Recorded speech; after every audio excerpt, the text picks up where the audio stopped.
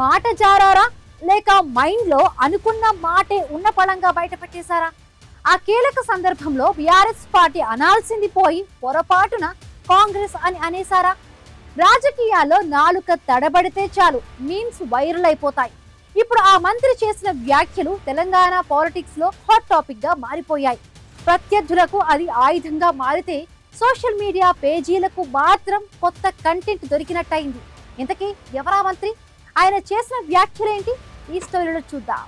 ఆ మధ్య వాటర్లో నీళ్లు అని కామెంట్స్ చేసిన మంత్రి కోమటిరెడ్డి వెంకటరెడ్డి కామెడీ పండించారు. తాజాగా ఆయన చేసిన మరో కామెంట్ పొలిటికల్ వర్గాల్లో అంతకంటే పెద్ద చర్చకు దారితీసింది. నల్గొండ జిల్లాలో నిర్వహించిన ఒక అధికారిక కార్యక్రమంలో పాల్గొన్న మంత్రి కోమటిరెడ్డి వెంకటరెడ్డి కార్యక్రమం ముగిసిన అనంతరం అక్కడి మీడియా ప్రతినిధులకు చిన్న బైట్ ఇచ్చారు. ఆ క్రమంలో ఆయన నాలుక తడబాటు ఇప్పుడు తెలంగాణ రాష్ట్ర వ్యాప్తంగా ప్రతిపక్షాలకు భీకరమైన కంటెంట్గా మారిపోయింది.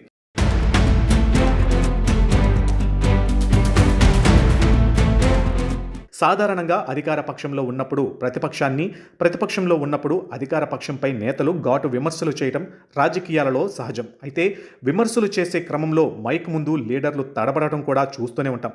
కానీ చోటామోటా లీడర్లో లేదా పెద్దగా ఫేమస్ కాని నాయకుల్లో తడబడితే పెద్దగా ఎవరూ పట్టించుకోరు.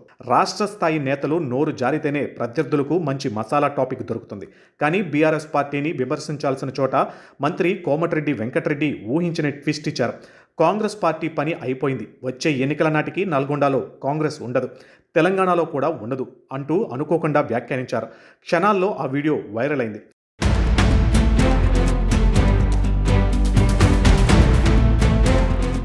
ఇక బీఆర్ఎస్ సోషల్ మీడియా టీమ్స్ ఆ బయటతో రచ్చరచ్చ చేస్తున్నాయి.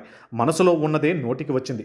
రూటు మార్చిన మంత్రి, కాంగ్రెస్ భవిష్యత్తు మంత్రి నోటుతోనే చెప్పేశారు అంటూ సెటైరికల్ పోస్టులు వైరల్ అవుతున్నాయి. అయితే కాంగ్రెస్ నేతలు మాత్రం ఇది కేవలం తడబాటు మాత్రమే అంటున్నారు.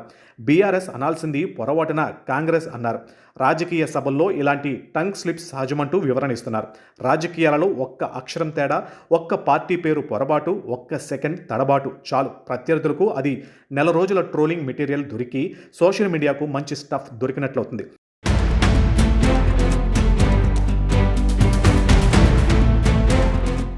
నాలుగు జారితే ప్రత్యర్థుల ఫోన్లు మోగుతాయి, మాట తడిబడితే మీమ్స్ తయారవుతాయి అనే నానుడి మంత్రి కోమటిరెడ్డి వెంకటరెడ్డి వ్యాఖ్యలతో మరోసారి రుజువైంది.